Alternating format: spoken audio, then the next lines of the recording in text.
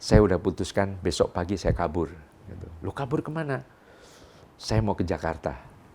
Pokoknya apapun yang terjadi, saya harus lepas dari tekanan batin ini. Saya nggak tidur, bikin surat panjang sekali, sampai 5 lembar ya, kalau nggak salah. Udah saya langsung pergi ke stasiun dengan uang yang saya kumpulkan. Saya naik kereta ke Klaten dulu untuk pamit Eyang. Eyang, mohon maaf, saya nggak pamit ibu. Tapi karena kalau pamit nggak boleh, karena saya memutuskan ini. Akhirnya Eyang memberi restu, ya udah. Yang beri restu, pokoknya hati-hati saja. Sampai sana siang, nah sorenya ada kereta api senja ke Jakarta, dari Solo ke Jakarta. Flight itu? Itu flight saya ke sana. Saya nggak fight, karena saya selalu sopan kepada ibu saya, patuh, ya baik bu, tapi ya udah, satu-satunya ya udah kabur itu. Gitu.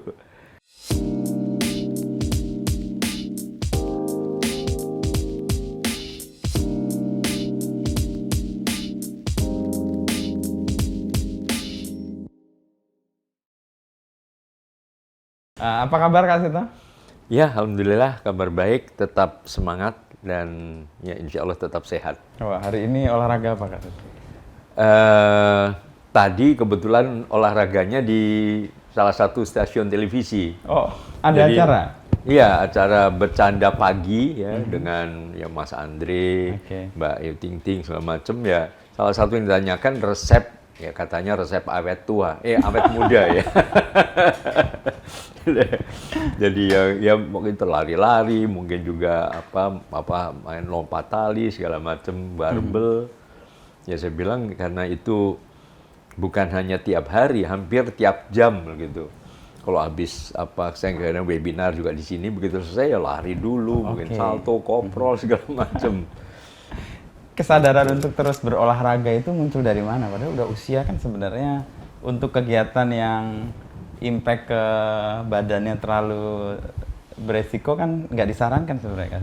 Iya, ya. Saya bermula dari zaman waktu kecil ini saya terkenal sebagai anak yang sakit-sakitan, yang gampang sakit, pernah kena malaria. Saya berdua waktu itu dirawat di rumah sakit dengan adik saya. Adik saya namanya Arif Budiman itu namanya. Jadi dengan dia waktu saya umur 5 tahun, dia umur 4 tahun. Nah, waktu itu kok saya kebetulan sembuh. Nah, beliaunya itu justru meninggal usia itu. Nah, kemudian ya itu kan mulai dari ringkih, gampang sakit dan sebagainya. Lalu ya waktu itu orang tua saya bilang coba deh banyak bergerak aja, ya bermain begitu. Nah kebetulan kami tinggal tempatnya cukup luas, jadi ya main bola, main lari-lari di Klaten ya kadang-kadang main ke kali, ke sawah dan sebagainya. Akhirnya lama-lama jadi biasa aktif begitu. Bahkan aktifnya kebablasan kadang-kadang bandel sekali. Jadi kecil-kecil udah naik ke atas pohon, naik ke atas genting, lompat-lompat. Jadi kalau sekarang dibilang parkur, zaman dulu udah parkur tuh. Parkur 1.0 ya, kalau sekarang. Tapi dulu parkurnya parkir di atas genting. Jadi itu tadi, dan setelah banyak bergerak kok ternyata sehat begitu. Jadi saya zaman SD udah biasa jogging pagi, kadang-kadang 2-3 kilo zaman itu ya.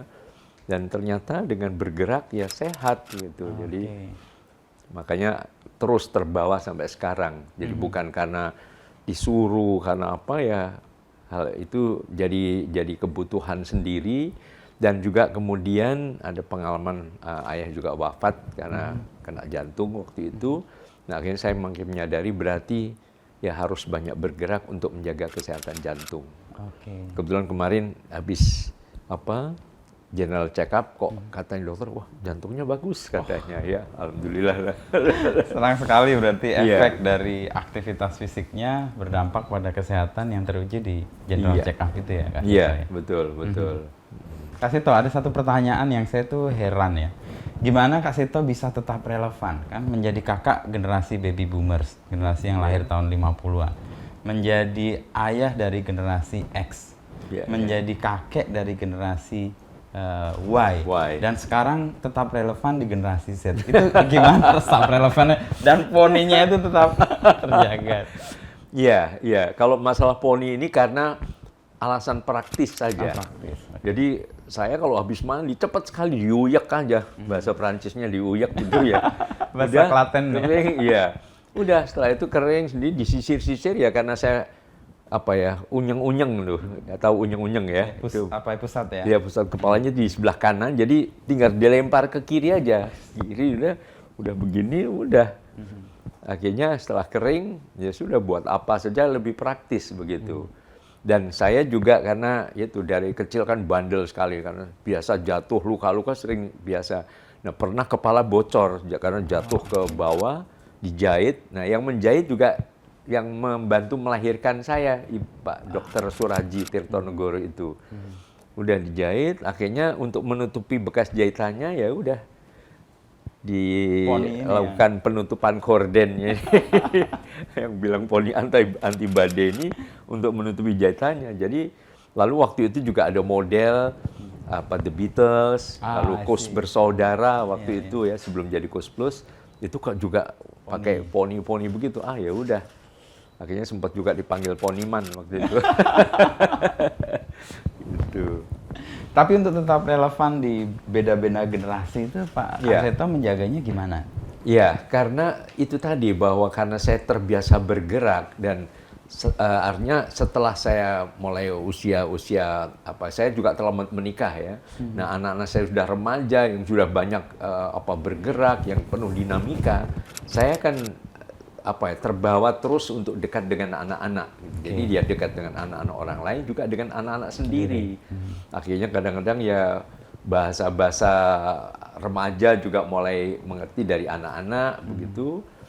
Terus ya itu akhirnya terus diikuti begitu. Setiap ada generasi baru, saya seperti itu. Ya dengan penuh dinamika sehingga tanpa sadar seperti terus terbawa oleh arus begitu. Jadi saya nggak boleh pasif, nggak boleh mager, nggak boleh leha-leha saja ya harus ayo bergerak terus. Nah bergerak ini bukan hanya secara fisik tapi juga secara psikologis. Jadi misalnya ya saya kan berkali-kali gagal waktu itu studi sampai 2 tahun harus nganggur karena gagal masuk ke kedokteran. Nah akhirnya banting setir ke psikologi. Tapi masuk psikologi pun kalau yang lain 4,5 tahun, 5 tahun udah lulus, saya ini 9 tahun baru lulus. Tapi ya mungkin ya karena waktu itu saya juga harus sambil kerja dan sebagainya. Tapi ya selain itu juga mungkin kemampuan otaknya terbatas. Akhirnya itu menjadi tantangan juga. Yang muda-muda tetap semangat belajar ya saya belajar, ambil S2. Ambil S3 sampai saya dapat S3 aja sudah umur waktu itu 43 tahun tuh baru dapat S3. Lalu saya pikir saya dari guru TK kan pernah ngalamin jadi guru TK, guru kecil. Saya pikir kenapa nggak mimpi juga jadi guru besar gitu. Karena saya juga pernah waktu diundang ke Jepang waktu mendongeng bercerita di sana ada seorang profesor Seiso Sukimuni namanya itu dari sebuah kota saya agak lupa kota apa itu di Jepang ya itu juga menjadi kepala TK gitu. Jadi ternyata ya guru besar tapi bidangnya adalah bidang psikologi perkembangan khususnya perkembangan anak-anak termasuk usia balita itu toh tetap bisa sambil nyanyi bermain tapi juga melakukan penelitian juga gitu. Akhirnya ya di tengah kesibukan saya sebagai guru kecil ya terus merintis terus. Walaupun kemudian saya sudah mengajar tahun 81 sebagai dosen ya. Tapi untuk mencapai itu baru 40 tahun kemudian jadi guru besar. Iya. Gitu. Jadi saya usia 30 sudah mengajar tapi baru usia 70 baru keluar SK sebagai guru besar tadi. Tapi ya udah dinikmati saja gitu. Kalau lihat perkembangan dan tahapan tadi kan nggak linear ya Kak Seto ya kalau compare ke yang lain gitu. Sekarang kan masyarakat kita atau generasi baru ini kan senang dengan komparasi dia udah sampai sini, saya nggak sampai sini. Dan menurut perjalanan Kak Seto harusnya melihat perkembangan pribadi yang unik itu gimana? Ya mungkin salah satu kata-kata mutiara yang selalu dinasihatkan kepada saya oleh ibu saya itu terkenal dulu 3B. Paling bodoh, paling buruk, dan paling bandel. Nah itu. Jadi waktu itu bilang, oke, kalau kamu dibilang jelek, nggak usah kecil hati. Kamu senyum saja. dengan banyak senyum nanti orang-orang akan senang sama kamu gitu.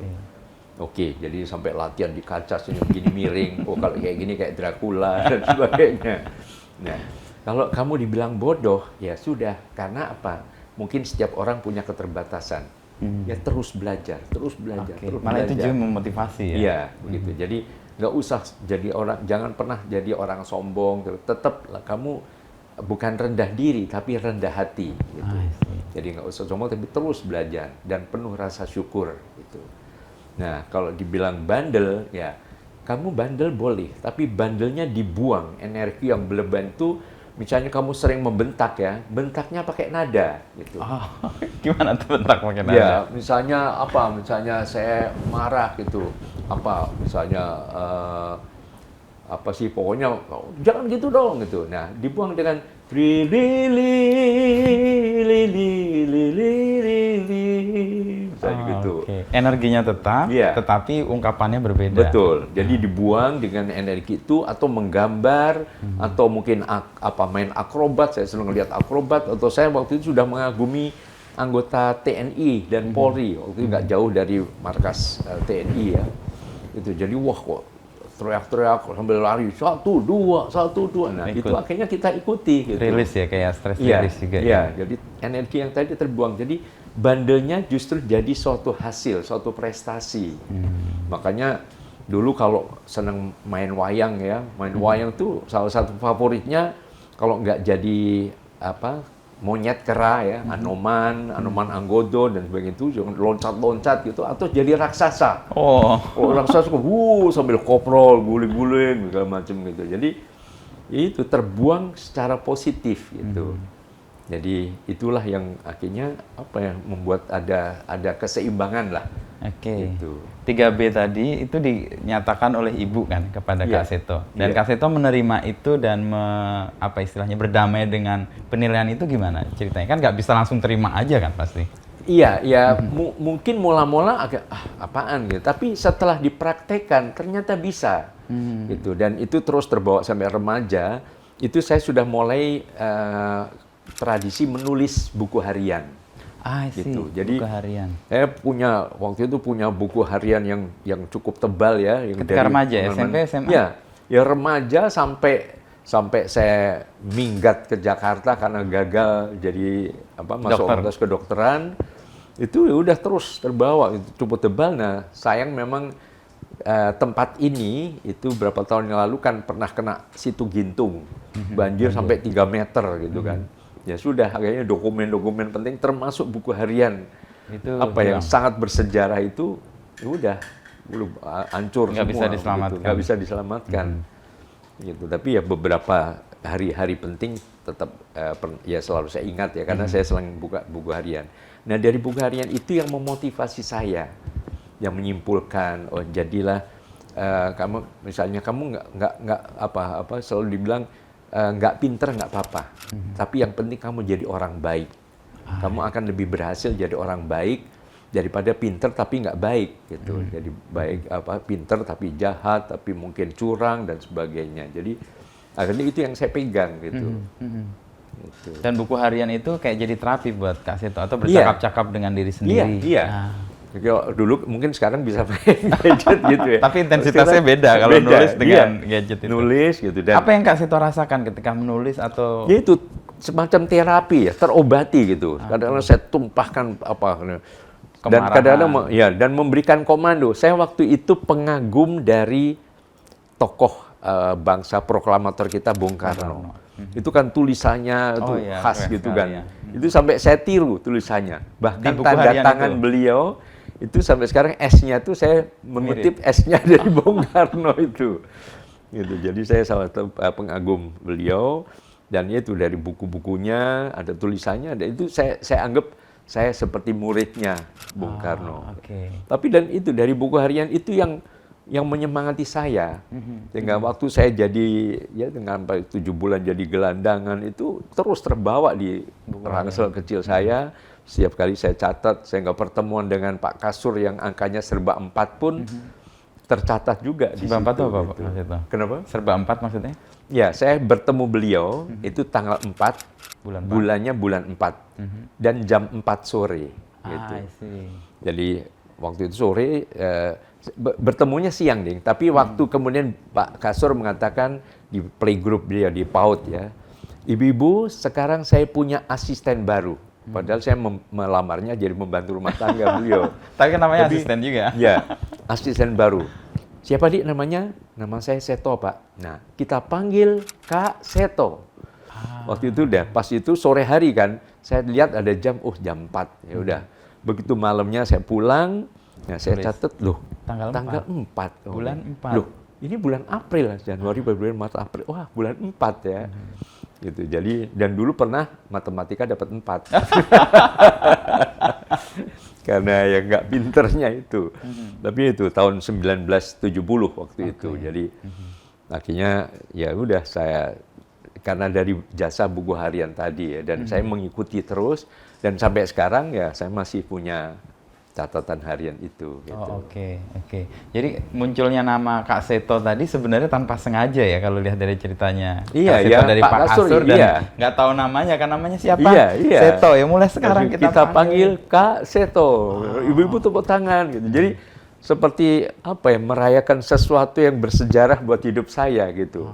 Oke. Dan kemudian saya ingat tanggal 23 September tahun 70 waktu saya membantu merapikan angklung di rumah beliau di Loteng begitu. Tiba-tiba beliau menepuk pundak saya, "Dek," kalau manggil saya Dek ya.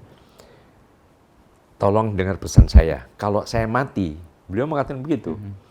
"Tolong adik yang melanjutkan perjuangan saya mendidik dan melindungi anak-anak Indonesia." Jadi itu juga saya catat sekali dalam sejarah ini saya bahwa sehingga tahun berapa ya, 78 waktu saya terpilih waktu itu menggantikan Mas Lukman Hakim yang sekarang Profesor LIPI ya, Ketua LIPI. Waktu itu beliau Ketua Dewan Mahasiswa UI di MUI, karena bagian besar beliau dan beberapa teman ditahan di kampus Kuning waktu itu. Nah, saya yang tertinggi sebagai sekretaris bidang ekstern, saya didolat oleh para ketua senat, udah jadi semacam penjabat ketua di MUI gitu. Udah, nah saya mengkampanyekan mogok kuliah waktu itu karena dikirimi BH segala macam dari DM ITB. Waktu itu yang ketua itu yang sekarang jadi duta besar di Jepang tuh, Mas. Saya agak lupa namanya. Duta besar sekarang? Iya, duta besar. Sebelumnya kan jadi Menteri SDM tuh. Siapa? Pak Tasrif ya. Sebelumnya yang bukan, saya namanya, nanti saya cek. Itu akhirnya waktu itu ITB udah mogok kuliah, tapi banyak korban waktu itu. Militer masuk, ada perlawanan, jadi yang kena bayonet segala macam tuh. Terus UI dikirimi BH dari. Ayo dong, jangan banci gitu. Saya kan rapat gelap karena memang di Fakultas Teknik kalau misalnya waktu itu dimatikan semua lampu karena dikelilingi intel kan.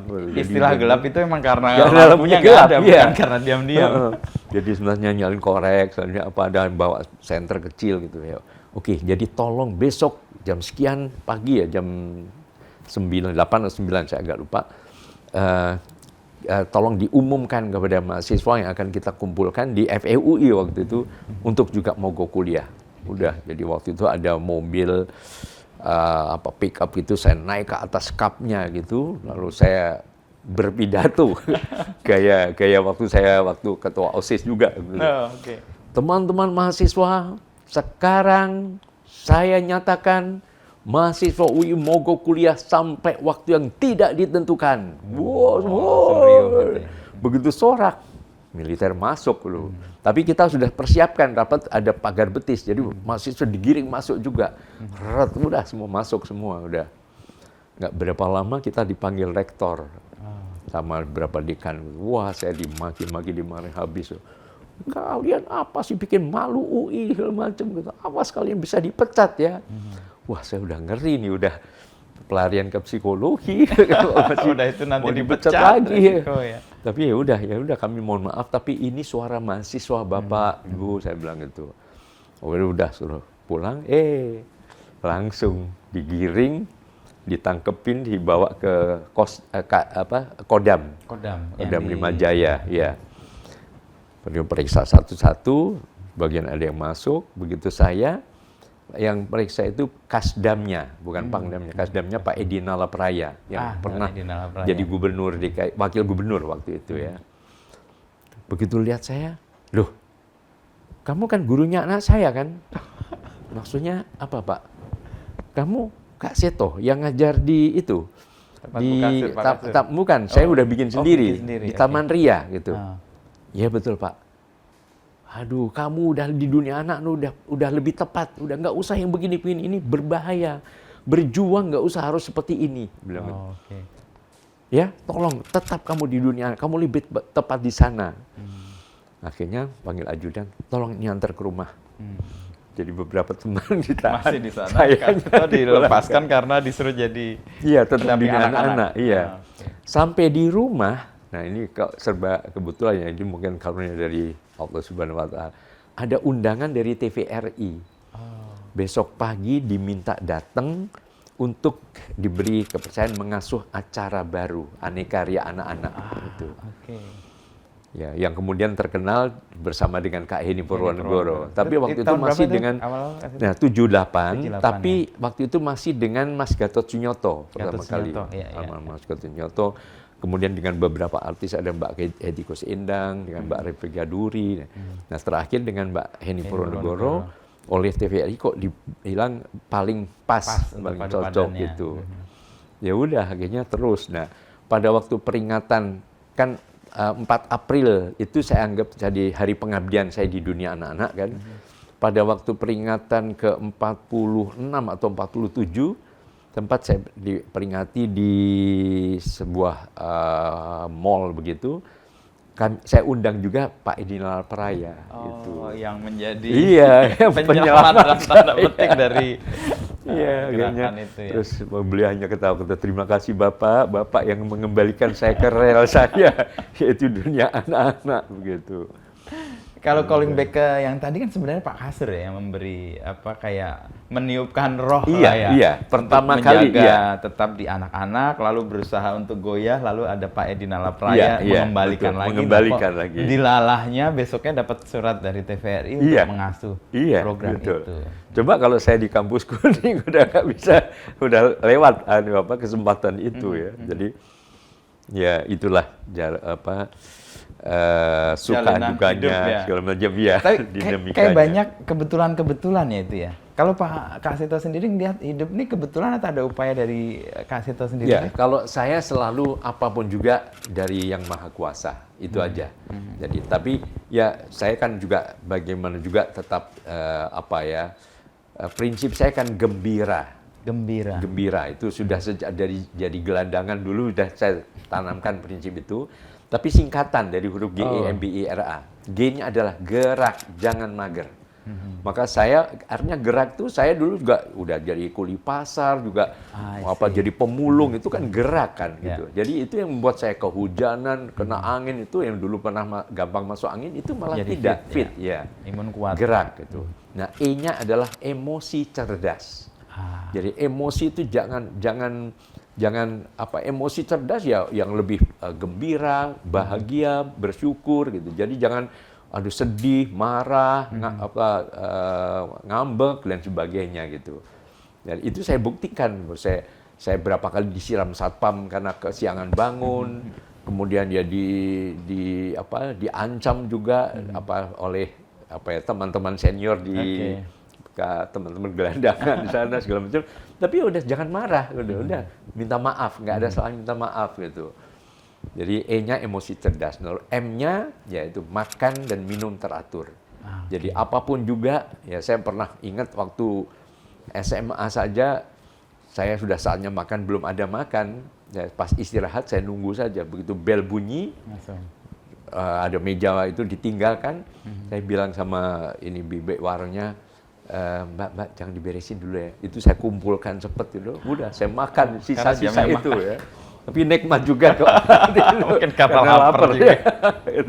Jadi udah makan minum teratur. B-nya itu bersyukur, beribadah, berdoa gitu. Jadi saya apapun selalu berdoa. Dan Bersyukur. kadang-kadang bukan hanya berdoa untuk diri sendiri, tapi juga untuk orang lain ya. Untuk waktu itu teman-teman saya yang juga yang sesama pemulung yang mungkin sedang sakit atau kesulitan begitu ya. Itu. Lalu I-nya adalah ini, istirahat. Istirahat. Saya dari dulu teratur waktu istirahatnya 8 jam. Malam, tidur malam. Iya, iya. Jadi apa ya? Ya saya biasa tidur di tempat sampah, di tempat yang kadang-kadang ada lalat, ada cacing, kecoa, segala macam, udah biasa juga gitu. Dan tetap 8 Tapi jam. iya, dan bisa nyenyak, udah artinya apapun juga serahkan kepada Yang Maha Kuasa gitu aja. Kalau tiba-tiba ini saya mati atau mungkin ditusuk teman, ya udah Terserah aja. Iya, jadi udah menikmati aja waktu tidur dimanapun juga. Apalagi sekarang tidur di kasur empuk ya. Lebih cepat tidur. Lebih cepat. Jadi kayak si Kabayan saya. Pelor ya, nempel langsung molor gitu. Jadi istirahat saya termasuk istirahat dari dendam, dari benci, dari iri, dari dengki dan sebagainya. Nah, R-nya adalah usahakan tetap rukun. Rukun dengan keluarga, nanti rukun dengan teman-teman. Ya, waktu itu saya rukun dengan teman-teman. Perlu persahabatan lah. Itu lalu juga ramah kepada semuanya. Nah, terakhir A-nya ya tetap aktif berkarya. Aktif berkarya. Waktu itu saya berkarya mulung, saya ngumpulin baju-baju yang sudah dibuang. Wah, ada yang bagus ya, atau ini udah dibuang ya udah, saya pakai, saya cuci yang bersih gitu. Tapi itu berkarya. Kemudian ya kadang-kadang kalau bisa waktu itu juga sudah mulai bikin lagu gitu. Kemudian dari catatan harian beberapa tema, karena saya juga waktu itu mengisi majalah Si Kuncung. Ya. Saya jalan-jalan ya. Kemudian waktu itu angkatan saya itu Mas M. Sobari yang budayawan itu. Ya. Kemudian ada redaksi Tempo itu Mas Edi Herwanto zaman itu ya. Gitu, dan beberapa Pak Sukiyat yang psikolog dan sebagainya. Jadi ya itu berkarya itu terus harus. Jadi dalam gembira ini ya saya merasa ada keseimbangan dalam gitu. hidup ya. Betul. Dan kesadaran itu muncul ketika remaja kayaknya ya, Kasito. Karena kan pas zaman mulung udah memegang gembira itu sebagai pijakan kan. Betul. Ya, saat remaja emosi. itu memang ya, penuh dengan tekanan, penuh dengan topan dan badai. Ya. Tapi pada saat itu justru memicu kreativitas saya. Itu kreativitas untuk tadi menemukan hal-hal yang positif, yang kemudian membuat saya justru semakin kokoh gitu. Kayak jadi pijakan ya waktu. Betul. Saya waktu itu kan penggemar wayang ya, dari kecil penggemar wayang. Nah, saya ada kisah Raden Gatot Kaca yang masuk ke Kawah Condrodimuko tuh. Wah, menemukan Brojo Mustinya segala macam. Nah, saya anggap itu ya, ini Kawah Condrodimuko. Ketika remaja itu. Iya, ya, pada saat penuh dengan tantangan kan, saya 7 bulan jadi gelandangan, 1 bulan jadi office boy, lalu 7 tahun jadi asisten rumah tangga. Gitu, jadi ya nyapu, ya ngepel, ya sempat tidur di bekas kandang ayam sementara waktu itu, ya sudah saya nikmati aja. Gitu, jadi saya anggap apapun juga itu karunia Yang Maha Kuasa kepada saya untuk membuat saya lebih kuat, lebih tangguh. Gitu. Dan menemukan tadi pijakan gembira tadi itu. Iya. Makanya jadi saya juga harus selalu gembira, ya, nyanyi. Karena ketemu anak-anak kan iya, harus nah itu sumber gembira, kekuatan kan? saya juga anak-anak tuh. Energi yang terus didapat dari ketemu anak-anak betul. itu ya. Makanya saya pernah menulis buku Anakku, Sahabatku, dan Guruku. Gitu. Jadi ini harus jadi sahabat saya untuk ya curhat, untuk apa ya, tapi juga guru karena saya belajar banyak dari anak-anak, baik anak sendiri maupun anak-anak lain. Ya belajar rendah hati, tidak sombong, kreatif, ya, pemaaf, tulus dan sebagainya. Gitu.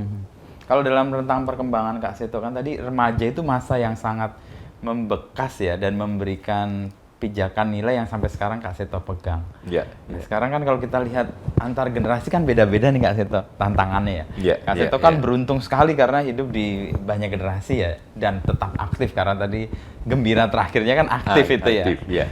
Kak Seto bisa membedakan sebagai psikolog nih sekarang saya tanya generasi baby boomers, generasi X, generasi saya ya, terus generasi Y dan terakhir generasi Z yang sekarang sedang tumbuh. Tantangannya kan beda-beda Kak Seto.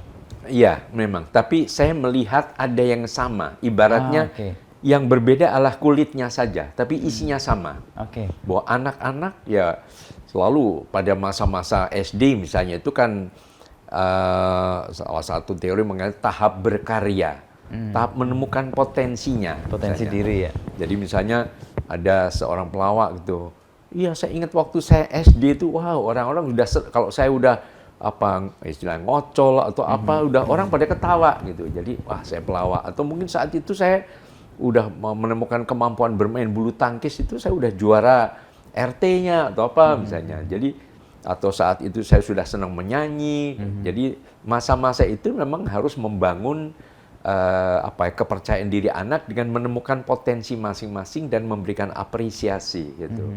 Nah, pada remaja memang remaja ini kan ibaratnya kalau dalam mungkin bahasa Belanda itu dibilang taplak masih terlalu kecil, dibilang serbet itu sudah lebih besar. Jadi dia nggak jelas ini anak atau dewasa nih. Iya, iya, ada di tentang Ya, usia yang tanggung itu ya. Makanya sering terjadi konflik, menemukan mencoba untuk mencari identitas atau sedang melawan, memberontak dan sebagainya. Dan mulai aware dengan emosi-emosinya juga. Iya, betul. Nah, mungkin gayanya saja yang berbeda ya. Saat mungkin zaman saya itu karena waktu itu memang sumber informasi hanya satu, orang tua ya harus jadi anak yang nurut udah gitu. Kalau mau melawan segala macam mungkin melawan dengan cara-cara yang lebih kreatif, mungkin dengan disalurkan menulis atau menyindir atau dengan cara-cara yang tidak langsung gitu. Tapi setelah banyak perkembangan, apalagi sekarang ini zaman IT ya sudah mungkin dibungkus juga dengan dunia IT yang sumbernya udah lebih beragam gitu, sehingga cara menghadapinya juga kalau berbeda. Dulu pokoknya harus begini, nurut, harus jadi dokter, nurut gitu. Sekarang apaan jadi dokter, gue mau jadi YouTuber aja misalnya atau apa. Jadi intinya ikuti saja setiap perkembangan anak maupun remaja dengan warna yang berbeda atau bahasa yang berbeda gitu. Tapi bahwa ada naluri kalau remaja itu pemberontakan, melawan, kemudian mencari identitas dan sebagainya, atau peniru. Makanya iklan-iklan kan menampilkan yang mudah ditiru dengan artis-artis dan sebagainya gitu. Tapi sebenarnya esensi atau persoalan sebenarnya sama ya, bungkusnya aja yang betul, berbeda ya. Dan betul, generasi itu betul. Orang tua punya tanggung jawab dan punya peran yang sama aja dari generasi ke generasi gitu. Iya. Iya, makanya saya merasa zaman dulu saya selalu dekat dengan remaja. Zaman dulu saya waktu itu masih dengan Pak almarhum Profesor Sarlito Wirawan Sarwono. Saya mendirikan Sahaja, Sahabat Remaja. Jadi waktu itu remaja tidak bisa didekati dengan cara-cara kekerasan, dengan cara frontal, tapi harus dengan persahabatan. Nah ini sampai sekarang, sampai nanti saya kira tetap memerlukan itu. Cuma gayanya saja yang berbeda berbeda. Yang tadi taplak terlalu besar, tapi sebenarnya juga kekecilan. Betul. Nah, itu istilah yang saya baru tuh dapat tuh. Menunjukkan ketanggungan dari fase itu ya, fase remaja itu ya. Makanya sering anak juga sering bingung, jadi saya ini siapa gitu. Misalnya, aduh kamu harus bisa, kamu harus mandiri. Begitu dia memutuskan sini, kamu nggak boleh gitu, kalau kamu belum besar loh, hati-hati loh. Katanya sudah besar loh, kok ini mandiri, belum, tapi digondeli ya. Gitu, itu. Jadi akhirnya salah satu yang selalu saya sarankan kepada para orang tua, menggelar sidang umum MPR. Apa itu? Majelis Permusyawaratan Rumah. Gitu. Gimana? Jadi ibaratnya rapat keluarga. Biasakan tradisi itu. Mau namanya ngobras atau konferensi meja bundar atau apa saja. Intinya pokoknya berkomunikasi. Ya. Dan ternyata kan juga salah satu hak dasar anak yang dicadangkan oleh PBB adalah hak didengar suaranya. Gitu. Jadi anak termasuk remaja itu bukan saatnya lagi dipaksa disuruh di segala macam, tapi harus didengar, ada semacam demokratisasi lah di dalam pendidikan untuk anak dan remaja begitu. Karena itu ruang yang kemudian dia merasa ada sahabatnya kan? Iya. Karena tidak dianggap asing, tapi didengar dan diberi ruang untuk berbicara. Karena kalau mereka ditekan yaitu antara fight atau flight gitu. Atau melawan orang tua atau kabur. Berapa banyak anak remaja kabur juga gitu. Kak Seto mengalami dulu fight atau flight ketika remaja? Ya, saya waktu itu kan saya minta izin baik-baik kepada ibu saya bahwa saya tertekan karena saya kembar. Saudara kembar saya diterima, udah kuliah, setiap pulang dengan jaket alma maternya gagah. Kakak saya kalau kadang pulang juga dengan pakaian akabri, dia begitu akabri. Lah kalau namanya Seto ini cuma tiap hari ya nyapu, ngepel, isah-isah, tahu isah-isah? Tahu korah-korah kalau Surabaya. Iya. Jadi itu sendiri, aduh, saya kan tekanan batin kan. Jadi akhirnya saya minta izin, udah nanti kamu ambil jadi ini aja kedokteran hewan atau apa dulu Nanti gitu. kedokteran. Ya, tapi saya nggak bisa gitu. Kalau dulu kan selalu kalau sukses tuh kalau nggak dokter, insinyur. Itu. Jadi ya itu yang saya kejar gitu. Tapi waduh kok begini ya. Sempat juga ngerasain tali rafia kalau ini gini. Akhirnya udah satu-satunya jalan. Pernah waktu itu bersejarah pas kakak saya kumpul di rumah merayakan kenaikan pangkatnya. Yang akabri tadi. Iya, yang akabri bersama teman-teman. Jadi biasa saya sebagai tuan rumah yang menyediakan piring yang segala cuci segala macam kan. Iya, isa-isa segala. Begitu udah selesai, udah pada pulang, udah saya selama merapikan, ibu saya juga udah tidur. Saya berunding sama saudara kembar saya. Saya bilang, saya udah putuskan besok pagi saya kabur. Lu kabur kemana? Saya mau ke Jakarta. Pokoknya apapun yang terjadi, saya harus lepas dari tekanan batin ini. Dia ngomong, oke, pokoknya ya, yang tahu hanya kamu ya. Nah, saya nggak tidur, bikin surat panjang sekali, sampai 5 lembar ya, kalau nggak salah. Kalau nggak salah masih ada tuh dokumentasi surat itu. Coba nanti saya cari lagi. Nah itu terus untuk disampaikan ke keluarga. Untuk ibu saya yang udah tidur itu, udah saya taruh amplop rapi gitu. Nah saya kan sebelumnya biasa tiap pagi jogging kan, jam 5 pagi jogging, jadi pulang-pulang jam 7 itu sudah ibu saya sudah bangun. Nah terus saya mungkin belanja ke pasar segala macam itu. Nah itu juga. Terus saya bawa ransel gitu, ada beberapa pakaian di almari itu, pakaian kami sebagai anak kembar selalu sama, ini yang merah, biru, kuning, jadi setumpuknya sama begitu kan. Sama, ya? Ya, udah kayaknya itu diam-diam saya ambil, saya bawa ya, udah saya langsung pergi ke stasiun dengan uang yang saya kumpulkan, naik kereta iya, saya naik kereta ke Klaten dulu untuk pamit Eyang. Jadi saya bilang, Eyang mohon maaf saya nggak pamit ibu, tapi karena kalau pamit nggak boleh, karena saya memutuskan ini. Akhirnya Eyang memberi restu, ya udah, Eyang beri restu, pokoknya hati-hati saja. Gitu. Akhirnya itu pagi ke sana itu, sampai sana, siang. Nah sorenya ada kereta api Senja ke Jakarta, dari Solo ke Jakarta. Saya ke Solo dulu, kemudian ke Jakarta gitu. Itu saya ingat tanggal 27 pagi, kemudian 27 sore berangkat, 28 Maret itu sampai Jakarta. Iya. Itu jadi flight itu.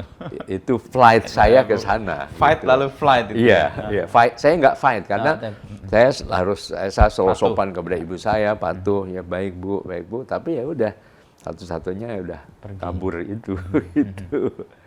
Dan upaya untuk menunjukkan dan melepaskan tekanan psikologis yang dibanding-bandingkan tadi berhasil di Jakarta. Iya, akhirnya kemudian saya lebih bangga. Waktu itu kan saya di rumah tuh ada Paraban namanya. Paraban itu nama panggilan, yang nama jelek-jelek lah biasanya gitu. Nah saya sih Pelentong, dia Gembong, tapi panggilnya Tong sama Mbong. Gitu. Tong Mbong. Ya teman-teman saya SD pada hafal pasti kalau saya ketemu, kamu si Tong ya, Tong atau Mbong gitu. Jadi akhirnya kalau di rumah, di keluarga besar kan Tong, Mas Tong gitu. Mas Bong. Tapi begitu ini saya mau melupakan nama Tong itu, udah nama saya adalah Seto. Apalagi setelah kemudian Pak Kasur memberikan kayak di gelar Kak itu, gitu ya. akhirnya ya udah saya lebih mantap dengan itu.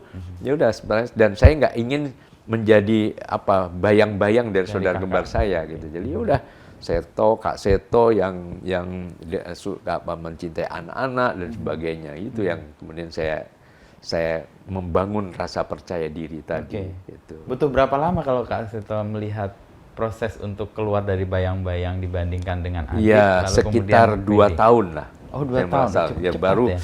Akhirnya udah begitu. Jadi begitu saya pernah kira-kira 3 tahun kemudian pulang ke suatu tempat ke saudara sepupu yang di Purwokerto waktu itu. Nah, terus putra-putrinya pada bilang, Om Tong gitu. Duh, rasanya kok saya mau menghapus nama, iya gitu. Sempat shock gitu ya. Saya mau melupakan nama Tong itu gitu. Itu berarti udah melewati perasaan inferior tadi tapi diingatkan lagi muncul lagi. Iya, itu kayak semacam ada pengalaman traumatik. Sekarang udah selesai itu pasti. Udah deh. Pokoknya apapun ya udah saya terima gitu. Jadi mau tong, mau teng, mau tung. Tapi respon ibu waktu tahu ternyata Kak Seto itu flight apa yang pertama Kak Seto? Iya, memang sempat nangis. Kan saya waktu itu komunikasi dengan surat. Nggak ada keluar sama sekali pergi gitu aja. Makanya jadi nggak ada. Ya, mungkin ada tante waktu itu, tapi nggak tinggal di situ. Nggak dekat ya. Gitu.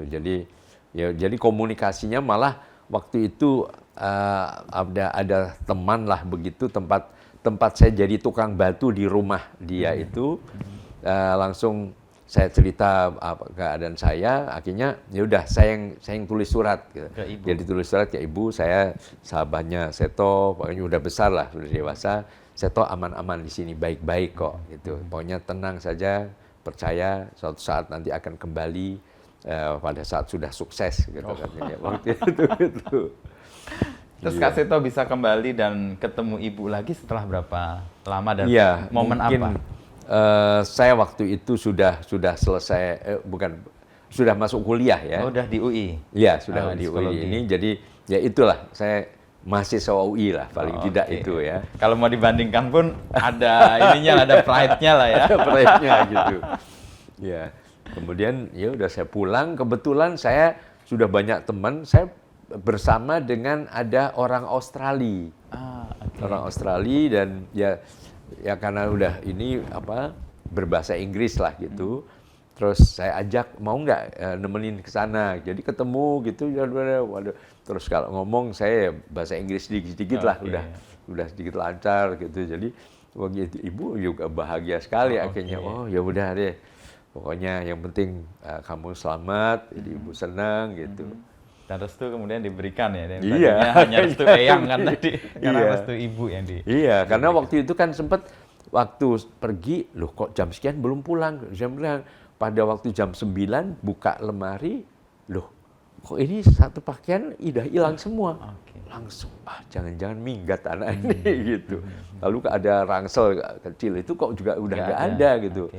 Wah itu nangis. Dan pada waktu siangnya Kresno sudah pulang, ibu nangis, Tong pergi meninggalkan kita semua gitu.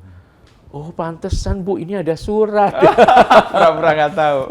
Itu drama Korea. Skenario udah dibuat sebelumnya. Udah dibuat.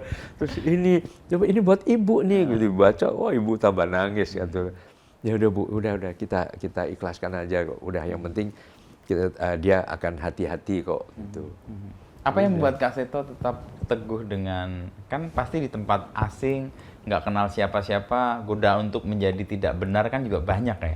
Tapi apa yang membuat Kak Seto stick dengan ingin mencapai sesuatu?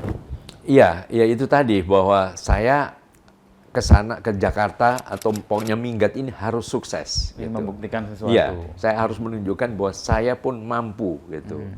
Jadi apapun juga saya harus sukses jadi orang lah gitu. Gitu. Dan waktu itu juga idola saya mengiang-iang ya Bung Karno itu dengan berbagai dinamikanya, beliau juga pernah ditahan dan segala macam. Ini mungkin perjalanan panjang yang harus saya lalui gitu. Ya. Ada tahapan yang harus seperti itu ya, harus flight gitu ya. Betul gitu. Jadi ya udah apapun juga yang tangguh lah gitu. Apalagi saya sudah menemukan prinsip gembira tadi ya. Itu jadi intinya juga emosi harus cerdas, emosi jadi ya jangan cengeng, jangan kemudian ragu-ragu gitu, harus udah tegas ini, apapun juga saya harus jadi ini gitu. Nah memang setelah itu pernah berapa kali ditawarin jadi menteri segala macam. Saya ingat nasihat Pak Kasur, saya bilang mohon maaf, biarlah saya tetap jadi istilahnya tukang momong anak-anak Indonesia. Gitu. Kapan waktu itu ditawari jadi menteri? Ketika Presiden Soeharto? Ya zaman beliau pernah, kemudian dia beberapa yang lain ya, tapi saya nggak ingin inilah. Iya, tapi Kak Seto teguh dengan keinginan untuk menjaga dan merawat dan mendidik anak-anak itu ya? Iya, betul. Jadi pokoknya apapun juga saya dan saya anak-anak semua anak ya. Saya tidak memulai segala. Pernah saya juga waktu itu kasus sempat ramai, saya juga dihujat banyak orang.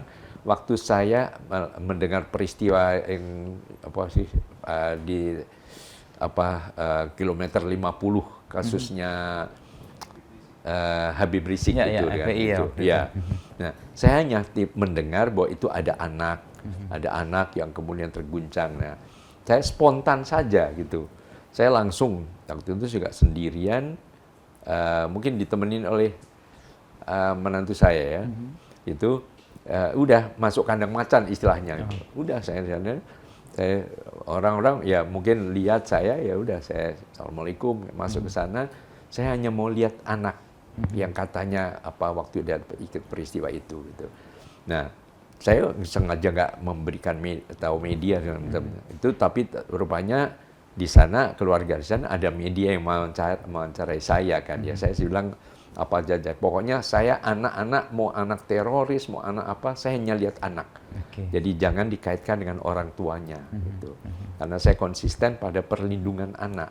Saya hanya ingin tahu anak ini betul nggak trauma apa segala macam gitu. Setelah ternyata nggak ada apa-apa, ya sudah. Nah rupanya oleh media di situ terekspos gitu. Wah udah ramai. Disalah tangkap dan dibuat beda. Iya. Gitu ya, waktu itu ada Jokower atau apa gitu. Padahal saat itu saya juga dekat dengan Bapak Presiden ya dengan 7 presiden cukup dekat lah. Semuanya manggil gitu, Kak kecuali Pak Karno ya. Iya gitu. Jadi tapi ya udah bilang segala macam, ya udah saya bilang karena belum tahu. Bahkan teman-teman kampus, teman-teman organisasi bilang, wah kamu tuh gini. Ya udah karena belum tahu aja. Nanti pelan-pelan gue juga akan terbuka kebenarannya ya. Jadi itu aja bahwa saya intinya amanat Pak Kasur tanggal 23 September tahun 70 itu saya ingat. Pokoknya tolong lanjutkan perjuangan saya untuk melindungi dan mendidik anak-anak Indonesia. Gitu. Dan untuk menjaga komitmen teguh merawat anak-anak di tengah godaan untuk ditawarin posisi-posisi itu yang membuat Kak Seto nggak bergeming apa, atau yang membuat Kak Seto teguh di situ? Iya, saya kan sesuatu juga ibaratnya mengalir ke tempat yang lebih rendah kalau air kan. Ya. Nah kita ke tempat sesuatu yang menyenangkan kan, yang membuat saya juga bahagia. Ya, dengan dunia anak ini tuh bahagia sekali gitu. Dengan dunia anak-anak itu saya merasa ya tidak punya musuh, merasa berguru terus dengan anak-anak yang tidak punya dendam, tidak punya sakit hati dan sebagainya. Anak saya dimarahin gini gitu, lagi itu, ayah udah baik seperti nggak terjadi apa-apa gitu. Jadi itu yang membuat saya kuat sehingga ya udah biarlah saya di dunia ini gitu. Dan ya mungkin kalau sering ditanya apa resepnya kok ya dibilang katanya awet muda ini ya karena saya menikmati seperti anak-anak gitu. Jadi ya nggak ada sakit hati, nggak ada dendam. Ya pernah saya dimaki di apa, ya udahlah. Tuhan yang akan menentukan semuanya. Udah.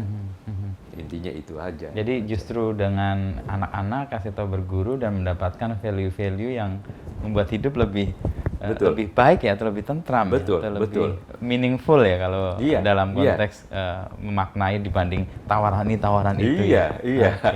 Betul. Sebenarnya biarlah saya menikmati dunia anak-anak yang sangat indah ini, dan saya selalu makanya apa ya, saya minta anak saya yang sudah menikah, yuk tinggal sama-sama di sini aja deh gitu.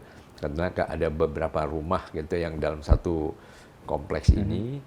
Ya udah, setiap saat saya kangen cucu ya udah ya saya Langsung bisa ada di situ. menggendong, memeluk, ya segala macam gitu. Jadi ini sumber kekuatan buat saya, sumber kedamaian dan sumber kesehatan jiwa saya juga gitu. Oh iya, kesehatan jiwa kan sekarang jadi isu yang sangat Iya, iya. concern yang sangat apa ya, banyak dipercakapkan oleh Betul, orang. betul. Dan lewat betul. anak-anak biasanya kita dapat energi, Iya, dapat iya, sangat, penyembuhan sangat. gitu ya. Betul, betul. Gitu. Dan saya juga bersahabat dengan cucu saya.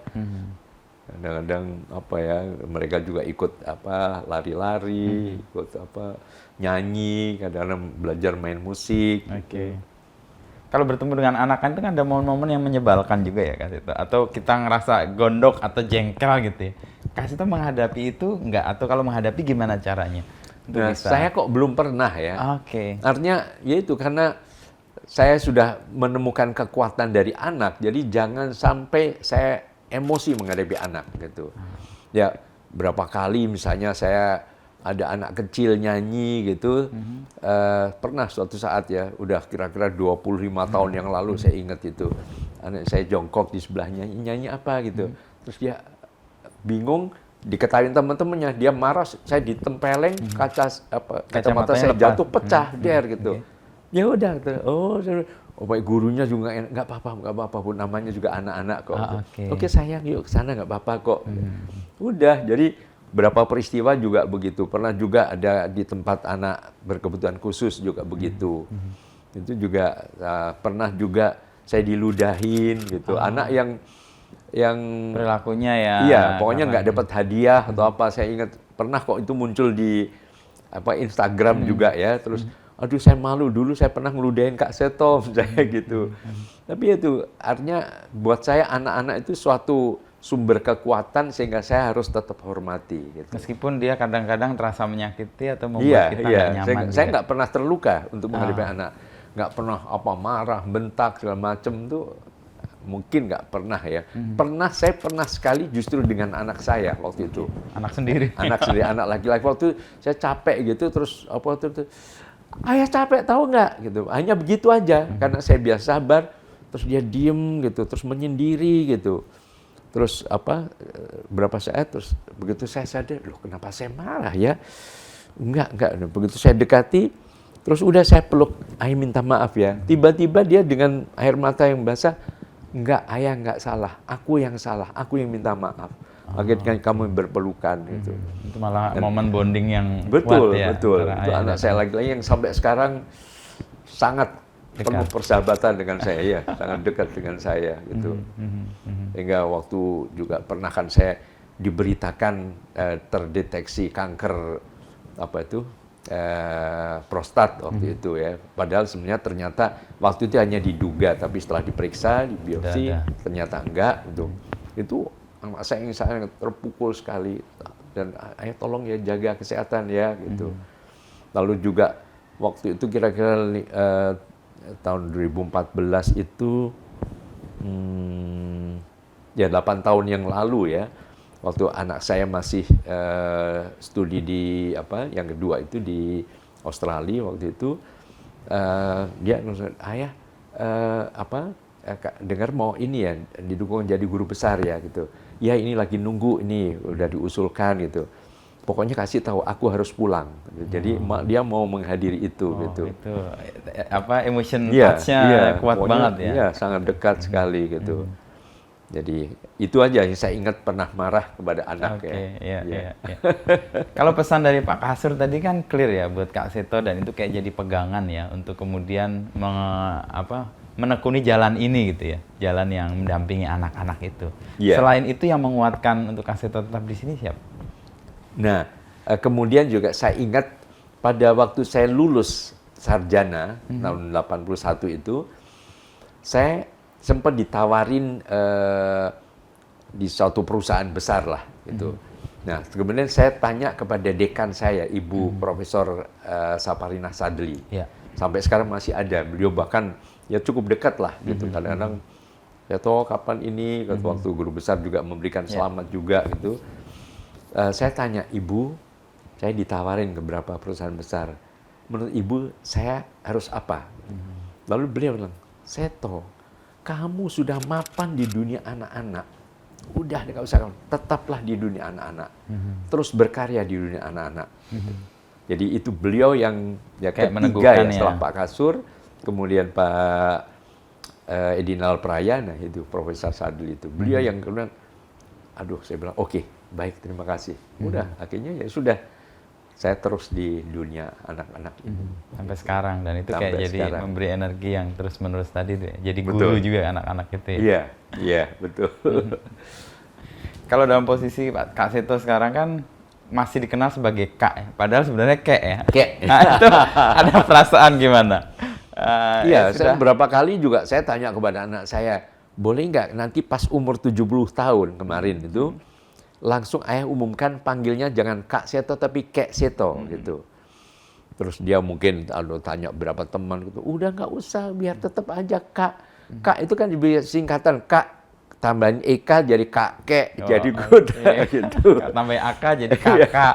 Iya betul. Oke, tetap aja. Jadi udah tetap aja gitu, karena ya dulu almarhum mertua saya juga manggilnya juga Kak juga.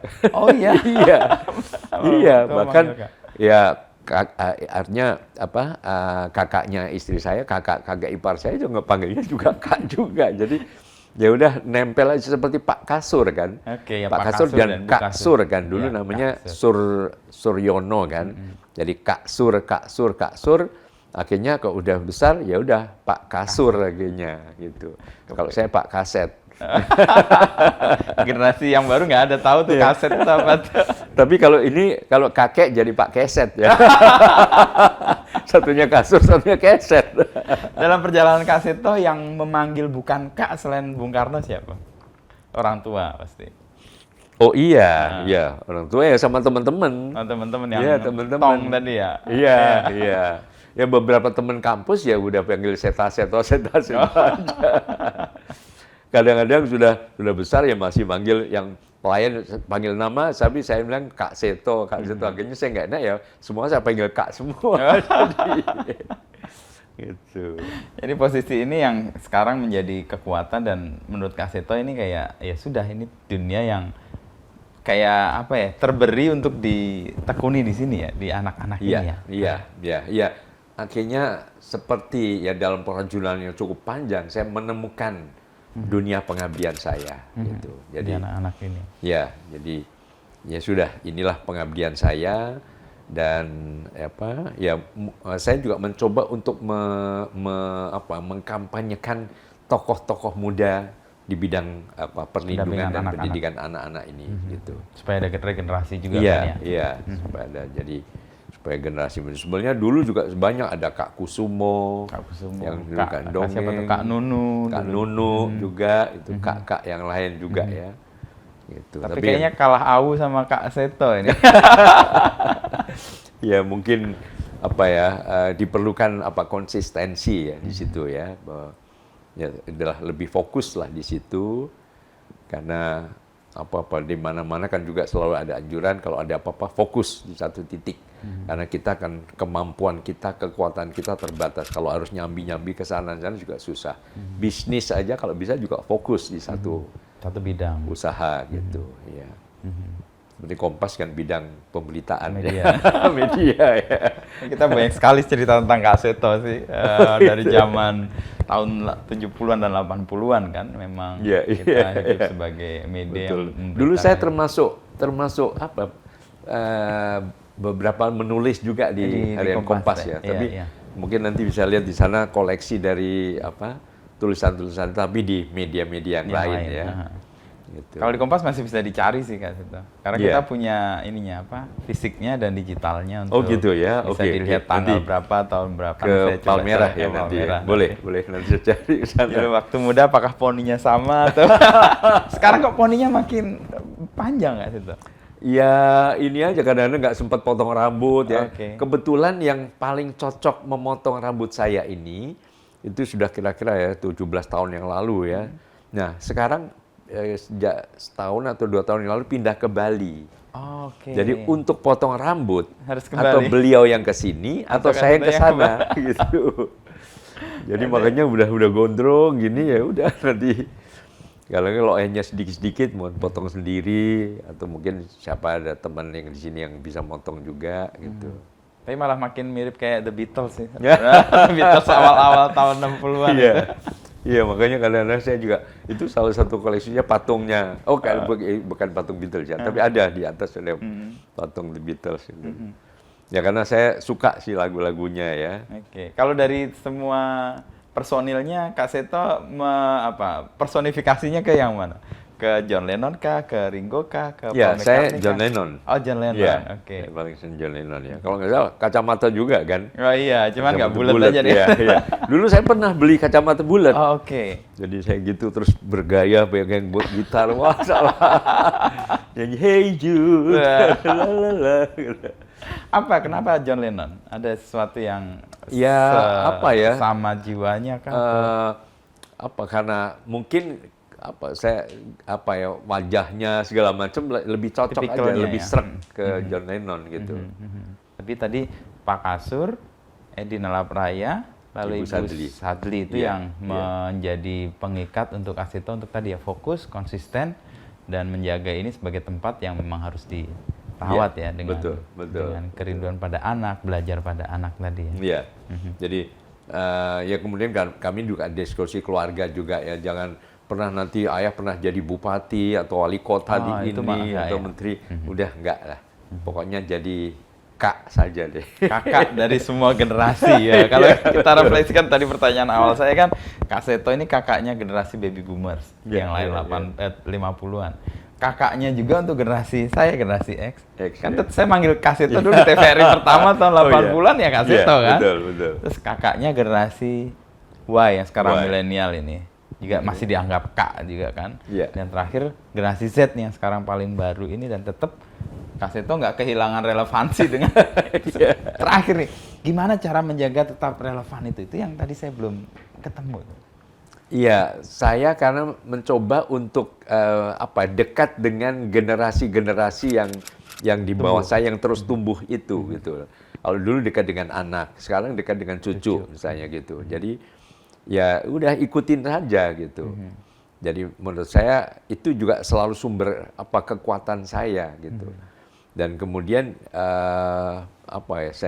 saya berusaha untuk dengan ikut setiap generasi saya menjadi tetap fit, tetap kuat dan tidak merasa sudah generasi old tertinggal. ya. Oh, oke.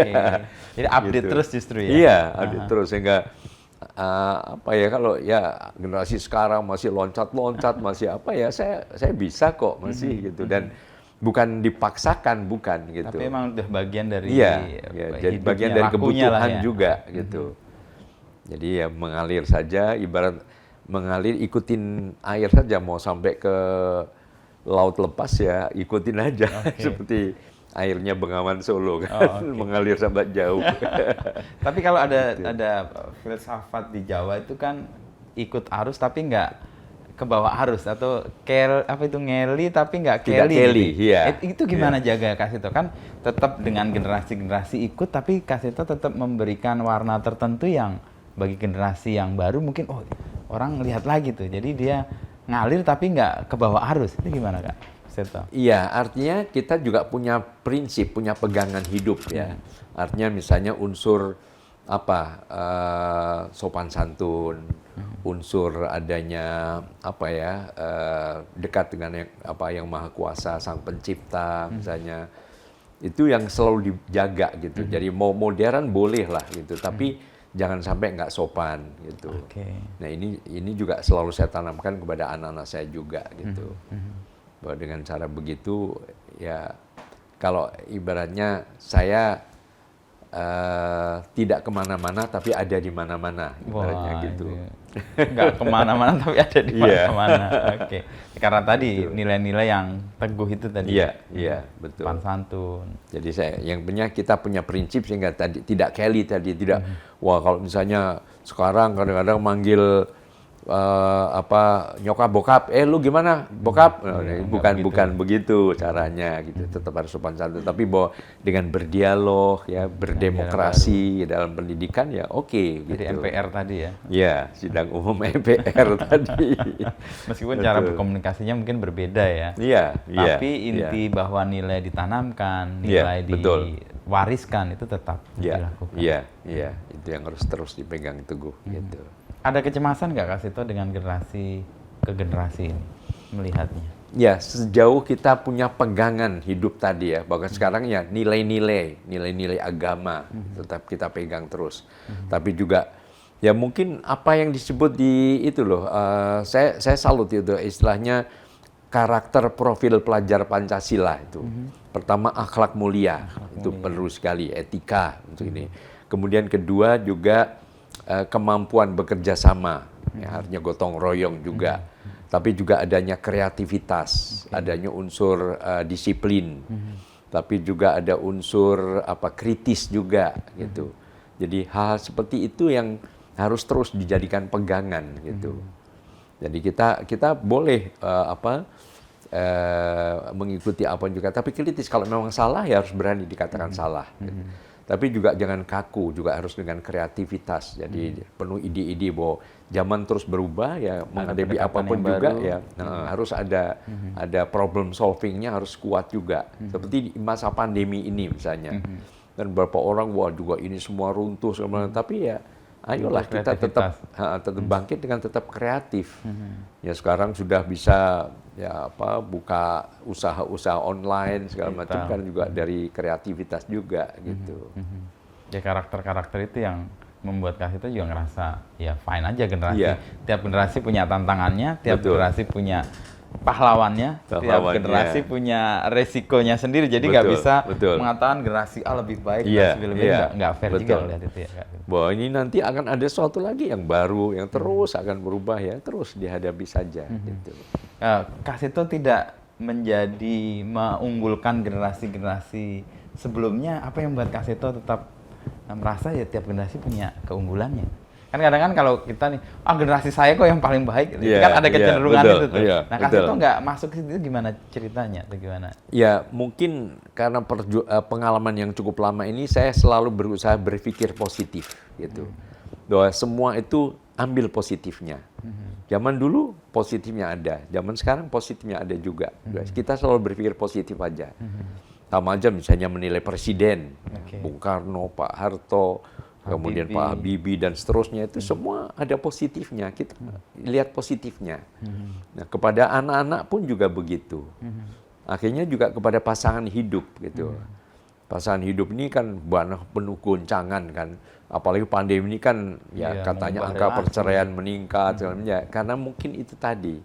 Itu yang harus dibangun ya, kecerdasan emosional tadi adalah selalu berpikir positif bahwa kalau kita selalu melihat apapun juga dari positifnya, ya kita akan penuh rasa syukur gitu. Untuk menghindari tidak masuk ke toxic positivity gimana Kak Sito? Jadi kan ada orang yang berlebihan menganggap semuanya baik, semuanya positif, sampai dia ngerasa tidak melihat sisi-sisi yang harus dia kritisi. Itu menghindari itu gimana? Itu toxic positivity orang itu. Ya, mungkin tadi dari karakter pelajar Pancasila kan ada unsur kritisnya kan gitu. Jadi kita juga harus kritis. Bahwa kritis ya semua ada negatifnya juga ada. Kita pun ya ada negatifnya gitu. Jadi saya kira itu manusiawi sekali kan. Yang hanya positif, yang maha sempurnanya dia yang maha kuasa gitu. Tapi kita tidak terdistrak atau tidak fokus pada hal yang negatifnya. Pada positifnya. Gitu Kak Sito. Terima kasih nih kuliah 1 jam mendapatkan banyak ngobrol-ngobrol mengasihkan sekali nih, pertanyaannya juga hebat sekali nih. Luar biasa. Karena yang dihadapi orang hebat nih.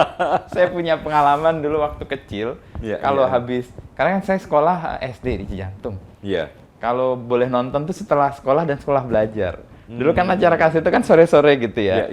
Yang itu kalau di depan TV itu, wah rasanya senang banget. Selain yang cerdas cermat dan sebagainya itu ada cerita, ada Kak Sito dan sebagainya itu momen paling menyenangkan ketika kecil. Betul.